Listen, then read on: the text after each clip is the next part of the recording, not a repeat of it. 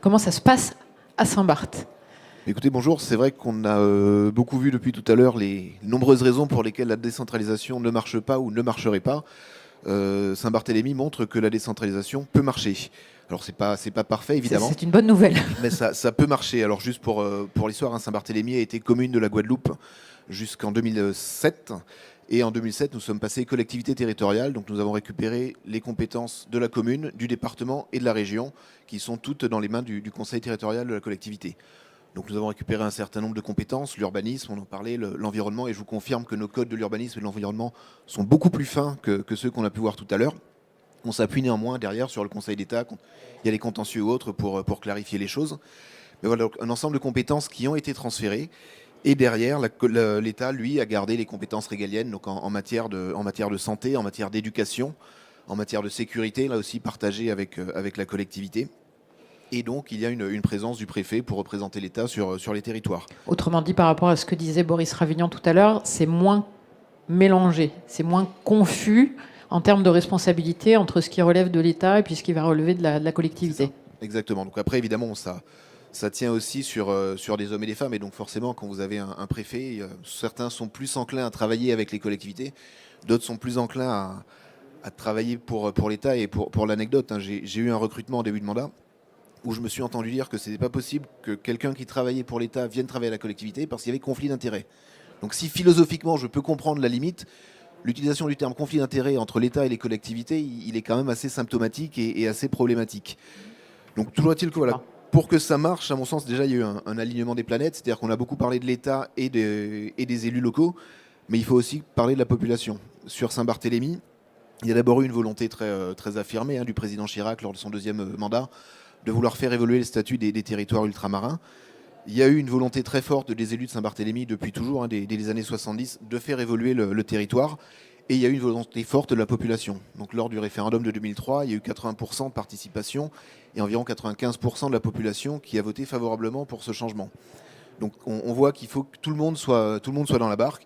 Il faut évidemment un projet clair. Donc à Saint-Barthélemy, c'était le tourisme et le tourisme haut de gamme et la seule économie qui fait du sens. Le territoire est contraint. Le territoire est plutôt aride, donc on ne peut pas imaginer d'agriculture ou d'industrie. Donc c'était assez évident comme modèle. Il faut évidemment les finances qui vont avec. Donc les finances, alors on parlait tout à l'heure de la DGF à Saint-Barthélemy. Nous avons une DGC, donc Madame Chavrier. L'État est capable de recalculer, ce n'est pas figé dans le temps, parce que peut-être que c'est lié au fait que c'est en sens inverse, mais nous payons tous les ans ce transfert de compétences à l'État à hauteur de 2,9 millions.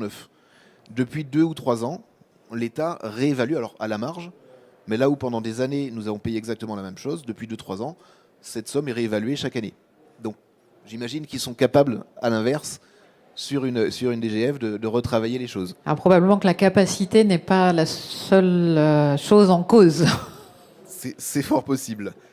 Donc voilà un petit peu les éléments. Il faut du temps, évidemment. Comme j'ai dit, on parle d'un référendum en 2003, un passage en collectivité en 2007. Nous sommes aujourd'hui en 2025. Et objectivement, les compétences qui ont été transférées ne sont pas toutes pleinement dans les mains de la collectivité. Alors certaines du fait de la collectivité, certaines du fait aussi de l'État qu'on a pu trouver. Alors je pense par exemple à une compétence sur le cadastre, où le cadastre n'était absolument pas à jour. Et donc c'est une compétence qui n'est toujours pas transférée parce qu'il y a un énorme travail à faire. Et qui n'est pas forcément simple. Pour Saint-Barthélemy, pour rappel, hein, c'est 12 000 habitants. Donc voilà, la capacité de travail n'est pas non plus extensible indéfiniment. Ensuite, je rappellerai que la décentralisation a un coût. Alors évidemment, je parlais de la DGC dans le cadre de Saint-Barthélemy, mais d'une manière générale, si vous récupérez des compétences, il faut aussi pouvoir faire fonctionner tout ça. Donc ça nécessite des embauches. Encore une fois, à Saint-Barthélemy, dans les transferts de compétences, aujourd'hui, c'est la collectivité qui gère son propre aéroport, qui gère son propre port, qui gère son propre service incendie-secours. Donc voilà, tout ça, ça demande du monde, ça demande des compétences, donc il faut aussi accompagner sur la formation. Et donc tout ça est indispensable pour que ça puisse bien fonctionner. Donc voilà en quelques mots, hein, les différentes choses. Après, dans les limites, il y a le fait que les compétences de la collectivité peuvent être oubliées. Un exemple que je reprends assez souvent, lorsque l'État français a décidé de passer au PV électronique. Il a juste oublié qu'à Saint-Barthélemy et à Saint-Martin, nous avons une compétence circulation. Donc l'État a décidé ce changement. L'imprimerie nationale a arrêté d'imprimer les PV papier. Mais par contre, comme nous avons une compétence circulation, les codes amendes sont spécifiques à Saint-Barth et Saint-Martin. et ils ont juste été oubliés dans les travaux qui ont été faits. Donc aujourd'hui, il a fallu retravailler tout ça. La première réponse qu'on m'a donnée en 2022, c'était que ça allait prendre des années et que ça allait coûter des millions. On peut imaginer que si c'est fait dès le début, ça va coûter moins cher et ça ira plus vite. Donc bêtement, voilà, ce genre de choses, alors qu'on est consulté toutes les semaines en conseil exécutif sur des projets de loi divers et variés qui n'ont rien à voir avec le territoire, on voit qu'il y a cet oubli. Et d'une manière générale, au-delà de Saint-Barthélemy, je pense qu'à un moment, on doit acter ce que l'État est prêt à faire en termes de décentralisation et ensuite le mettre en place avec un socle, une base de départ, et ensuite une capacité à évoluer au fur et à mesure de manière assez simple, sans passer effectivement par des modifications de la Constitution, des lois organiques qui sont à reprendre. Parce que je vous confirme qu'aujourd'hui, je pense qu'il n'y a pas grand monde qui a envie d'aller avec un texte au niveau du Parlement pour le faire évoluer dans les difficultés qu'on peut rencontrer. Et donc tout ça, ça doit s'anticiper, ça doit se travailler pour que ça puisse fonctionner. Nous n'avons pas de levier non plus sur tout ce qui est coopération régionale ou internationale. Donc là, je vais parler de nos voisins, par exemple, Saint-Martin, qui a également ce statut de collectivité territoriale. L'île est divisée en deux parties, une partie française, une partie hollandaise. Chacune des parties de l'île a son... Alors qu'il n'y a pas de frontière, que les familles circulent d'un côté à l'autre, les gens travaillent sur une partie ou sur l'autre. En revanche, si on prend quelque chose comme le transfert de déchets, c'est considéré comme un transfert frontalier international. Donc pour faire passer des déchets sur 10 km sur les deux parties de l'île, vous devez faire exactement les mêmes démarches que lorsque vous faites un transfert de déchets entre Paris et Amsterdam. Oui. On voit qu'il y a encore beaucoup de choses qui nécessitent de travailler, et donc c'est pour ça que la notion d'expérimentation est indispensable. Là aussi, on peut le voir sur un projet qu'on a sur Saint-Barthélemy de frontières intelligentes qui se met en place. Donc un ensemble de caméras pour contrôler l'île au niveau du narcotrafic et pour s'assurer qu'il n'y ait pas de dérive sur le territoire. Ça nécessite derrière la mise en place d'un centre de veille.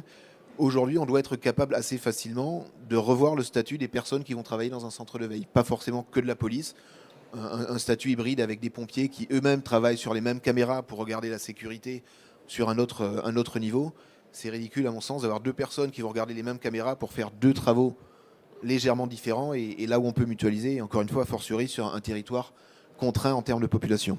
Finalement, ce que vous appelez de vos voeux, c'est à la fois un cadre simplifié mais clair, et à l'intérieur de ce cadre, une vraie souplesse, une vraie agilité. Alors moi, j'aime pas le mot agilité, c'est un mot un peu tarte à la crème, mais en tout cas, une vraie possibilité d'adapter aux réalités du territoire, tout en restant dans un cadre qui soit parfaitement clair. Merci beaucoup. Merci.